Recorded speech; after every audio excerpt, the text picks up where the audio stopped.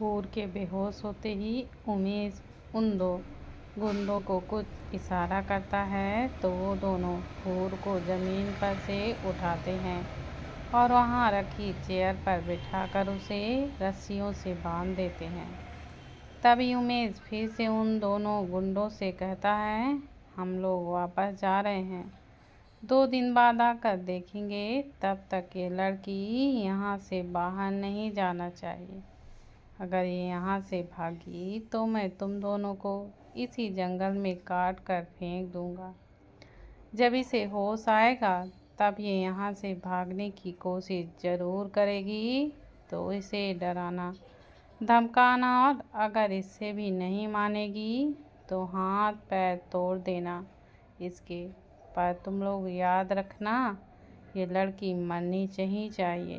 बाकी तुम दोनों को इसके साथ जो करना है वो तुम कर सकते हो। होश आते ही हो सकता है ये बच्चों वाली हरकतें करे, पर इसकी हरकतें देख पिघल मत जाना, वरना वो तुम दोनों के सिर पर बैठ जाएगी। वो दोनों अपना सिर हिलाते हैं और वो तीनों वहाँ से निकल जाते हैं। उन तीनों के जाने के बाद वो दोनों गुंडे हूर की तरफ देखते हैं और फिर एक गुंडा अपने साथी से कहता है, वाह यार, क्या मस्त लड़की है ये। देखना इस बेहोशी की हालत में भी कितनी कमाल लग रही है। तभी उसका साथी हूर की तरफ अपनी लास्ट भरी नज़रों से देखते हुए अपने साथी से कहता है, हाँ, बात तो तू सही बोल रहा है। वो लोग दो दिन बाद आएंगे ना, तो इसका मतलब 2 दिन तक तो ये हमारी ही है और हम जो मर्जी इसके साथ कर सकते हैं। पर अभी नहीं, अभी मैं बहुत ज़्यादा थक गया हूँ, तो थोड़ी देर यहीं सो जाता हूँ। मैं तो कहता हूँ तुम भी सो जा और फिर उठकर सोचते हैं कि इस लड़की के साथ पहले क्या करना है। उस गुंडे का साथी भी उसकी बात से सहमत होता है और फिर वो दोनों ही हूर के एक साइड में अपने अपने सोने के लिए एक चटाई बिछाते हैं और दोनों ही सारे गधे घोड़ों को बेचकर सो जाते हैं। वहीं दूसरी तरफ इधर अंश एलेक्स और उसके बाकी गार्ड के साथ मिलकर मुंबई का चप्पा चप्पा खोज रहा था, पर तब भी उसे हूर का नामो निशान तक नहीं मिलता। यहाँ तक कि कायरा, शान और अथर्व सारा भी हूर को हर एक जगह ढूंढते हैं, पर उन्हें भी हूर की एक खबर तक नहीं मिलती। हूर को ढूंढते हुए अभी पूरे 7 घंटे हो चुके थे और यहाँ तक कि उन सब ने पूरा बम्बई छान मारा था, पर उन्हें अब तक हूर की एक छोटी सी झलक नहीं दिखी थी। उन्हें ये भी नहीं पता चल रहा था कि हूर अचानक से गायब कहाँ हो गई, उसे ज़मीन खा गई या फिर आसमान निगल गया था। इस वक्त अंश पूरा पागलों की तरह हरकतें कर रहा था, जिसे देखकर उसे सभी गार्ड्स भी उससे बहुत ज़्यादा डर रहे थे। अंश का सफ़ेद चेहरा रो रो कर पूरी तरह से लाल हो चुका था।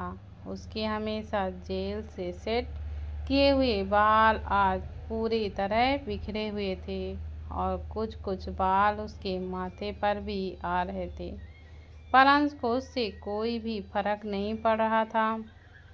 अंश के ब्रांडेड कपड़े अभी पूरी तरह से गंदे हो चुके थे और उस पर भी खून के दाग भी थे, जो अंश के हाथों में लगी हुई चोटों की वजह से उसके कपड़ों में लगे हुए थे।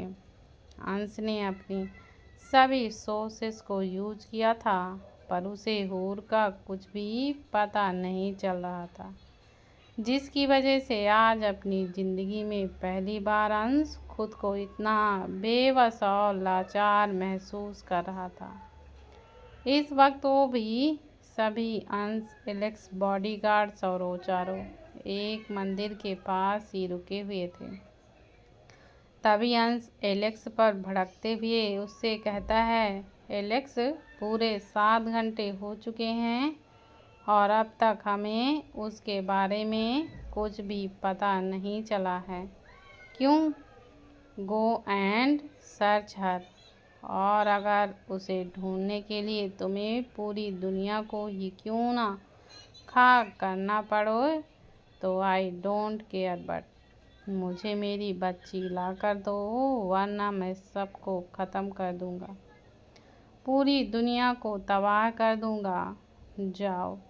अंश की गुस्से भरी आवाज़ और कानों को चीरते हुई आवाज़ सुनकर अंश के सभी बॉडीगार्ड्स एलेक्स के साथ फिर से एक बार हूर का पता लगाने के लिए निकल जाते हैं।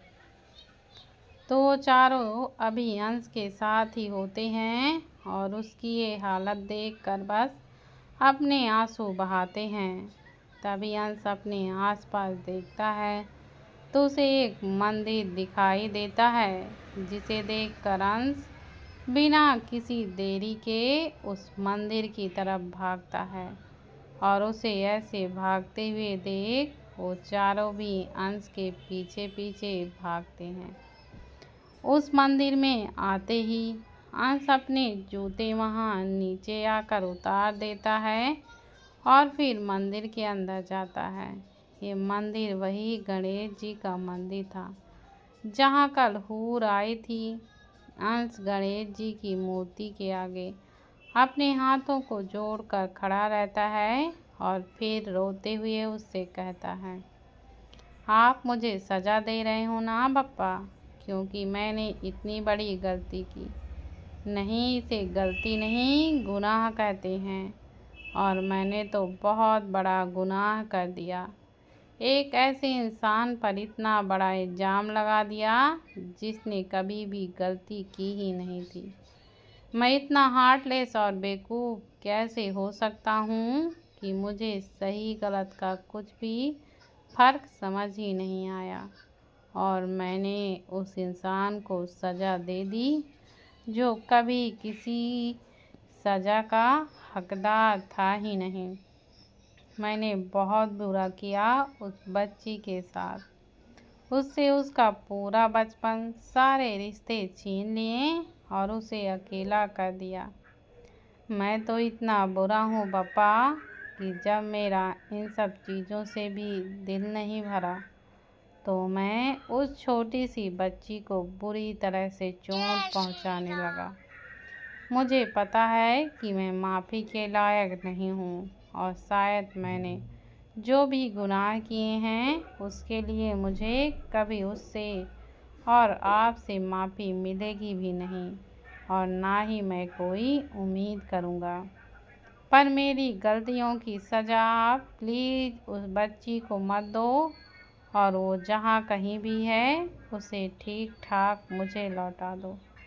मैं आपसे प्रॉमिस करता हूँ कि अब से उसे कभी कोई भी तकलीफ़ बिल्कुल भी नहीं होने दूँगा और ना ही मेरी वजह से उसे कोई परेशानी होगी। जो भी मैंने उसके साथ किया है उसके लिए अगर वो मुझसे सारी उम्र नफ़रत भी करेगी ना तो मैं उसकी नफ़रत भी सहने के लिए तैयार हूँ। पर प्लीज़ आप उसे कुछ मत होने देना। अगर आपको किसी को सज़ा देनी है तो मुझे दे दो, पर उसे नहीं। ये शायद मेरे बुरे कर्मों का ही फल है जो मुझसे दूर चली गई, पर आज भी मेरी जान उसमें है। अगर मेरी गलतियों की वजह से उसे कुछ भी हुआ तो मैं अपने आप को मिटा दूँगा, क्योंकि उसके बिना मेरा कोई भी वजूद ही नहीं है। वो है तो मैं हूँ, वरना मैं भी नहीं रहूँगा। अंश अभी तक पूरी तरह से टूट चुका था और उसी के साथ साथ वो लोग भी अभी टूट चुके थे। वो चारों भी वहाँ खड़े रहकर रो रहे थे और उनकी आंखें बंद थी कि तभी अचानक से उन्हें वहाँ कुछ गिरने की आवाज़ सुनाई देती है। तो चारों अपनी आंखें खोलते हैं तो वहाँ उनके आगे उन्हें अंश नहीं दिखता। पर जैसे ही उनकी नज़र नीचे तरफ ज़मीन पर पड़ती है, तभी उनकी आंखें फटी की फटी रह जाती हैं। इस वक्त अंश उनके सामने ज़मीन पर बेहोश पड़ा था और ये देखते ही वो चारों नीचे अंश के पास बैठते हैं। तभी शान अंश का सिर अपनी गोद पर रखता है और जैसे ही उसे कुछ महसूस होता है तो उन तीनों की तरफ देखकर परेशानी भरी आवाज़ में उनसे कहता है, भाई की बॉडी तो किसी आग की तरह जल रही है। हाई फीवर है इन्हें और मुझे पक्का यकीन है ज़रूर इनका बीपी हाई हुआ है, तभी भाई बेहोश हुए हैं। तभी शान अंश के गाल पर हल्के से टैप करते हुए कहता है, भाई प्लीज़ आंखें खोलो भाई। भाई पर अंश एक बार भी अपनी पलकें तक नहीं झपकाता। ये देखकर वो सभी घबरा जाते हैं। तभी अधर्व गणेश जी की मूर्ति के पास रखे हुए कलश की तरफ देखता है और फिर तुरंत जाकर उस कलश में से उस नारियल को निकालकर बप्पा के पैर के पास रखता है और बप्पा की मूर्ति की तरफ देख उनसे कहता है, सॉरी बप्पा, मैं इस कलश का पानी लेकर जा रहा हूँ, आप मुझे माफ़ कर देना। इतना कहकर अथर्व उस कलश में रखे पानी को अंश के चेहरे पर छिड़कता है, पर तभी भी कुछ नहीं होता उसे। ये देखकर कायू रोते हुए उन दोनों लड़कों से कहती है, हम लोग यहाँ टाइम वेस्ट क्यों कर रहे हैं, प्लीज़ भाई को हॉस्पिटल लेकर चलो। पहले से ही नूर का कुछ पता नहीं चल रहा है और ऐसे में भाई को कुछ हो गया तो। नहीं नहीं नहीं, प्लीज़ चलो। कायरा की बात से पूरी तरह सहमत होते हुए वो दोनों लड़के सारा और कायरा की हेल्प से अंश को पकड़ते हैं और फिर उसे गाड़ी में बिठाकर वहाँ से हॉस्पिटल के लिए निकल जाते। इधर जंगल के उस गुफा में वो दोनों गुंडे अब तक सारे गधों घोड़ों को बेचकर सोए हुए थे, पर फिर कुछ समय बाद उसकी नींद खुलती है और वो दोनों हूर की तरफ देखते हैं, जो पहले से ही अपनी नीली नीली आँखों से उन दोनों को ही देख रही थी। इस वक्त हूर ने अपने होठों का एक प्यारा सा पाउच बना कर रखा था और उन दोनों की तरफ ही देख रही थी। तभी हूर अपनी प्यारी सी आवाज़ में उन दोनों से पूछती है, आप दोनों कौन हो अंकल, और हूर को यहाँ पर क्यों रखा है? मुझे घर जाना है, मम्मा मम्मा। हूर मम्मा मम्मा कहते हुए रोने लगती है और उसे ऐसे रोते हुए देख वो गुंडा अपने साथी से कहता है, लगता है जो ड्रग्स उन लोगों ने इस लड़की को दिया था, उस ड्रग्स का असर इस लड़की पर हो गया। देखो कैसे किसी छोटे बच्ची की तरह मम्मा मम्मा कहते हुए रो रही। तभी दूसरा गुंडा उससे कहता है, रोने दे इससे, हमें क्या, हमें तो बस अपना काम करना है। मैं ये पहले ही बता दूँ कि उस ड्रग की वजह से हूर अभी पूरी तरह बच्ची बन गई थी। उसे उसके साथ क्या हुआ था वो कुछ भी याद नहीं था। अगर साफ शब्दों में कहा जाए तो पूरी 12 साल पीछे जा चुकी थी और उसका दिमाग अभी एक 5 साल के बच्चे की तरह बन गया था, जिसे दुनियादारी की कुछ समझ ही नहीं होती। ऐसे में अगर उसे कुछ भी हो पाता है तो वो है उसकी मम्मा, उसकी फैमिली। अभी उस ड्रग के असर की वजह से वो उसी समय पर अटक गई थी जहाँ सब कुछ ठीक था। उसके पास उसकी मम्मा भी थी, पर क्या हूर कभी उस समय से निकल पाएगी। और अभी जो भी दिख रहा है वो क्या, ये तो वक्त आने पर पता चलेगा। तभी हूर इधर से उधर देखती है और अपनी रोती हुई आवाज़ से कहती है, हूर कहाँ है? और मम्मा और अंश भी नहीं है यहाँ। मेरे को मम्मा के पास जाना है। हूर को अंश चाहिए। मम्मा, अंश। बेचारी बच्ची फिर से अपनी मम्मा और अंश की रट लगाए रोने लगती है। वहीं the skyline multi specialist hospital में इस वक्त अंश एक स्पेशल रूम में सोया, यानी कि बेहोश था, और उसके हाथ में सलाइन की ड्रिप लगी हुई थी। यहाँ तक कि उसके दोनों हाथों में भी ड्रेसिंग की हुई थी कि तभी रूम में अचानक से एक तेज आवाज़ गूंजती है, जो थी हूर। हूर, ये आवाज़ अंश के मुंह से निकली थी जब वो एकदम से चीखते हुए उठता है। अपनी आँखों को खोलकर अंश सबसे पहले खुद को उस स्पेशल रूम में देखता है। तभी उसका ध्यान रागिनी पर पड़ता है, जो अभी अंश के पास ही थी और उसकी चीख सुनकर थोड़ा सा घबराई हुई थी। अंश की आवाज़ सुनकर आर्यन भी उस रूम में आता है और देखता है कि अंश अभी पूरी तरह से पसीने से भीगा हुआ था।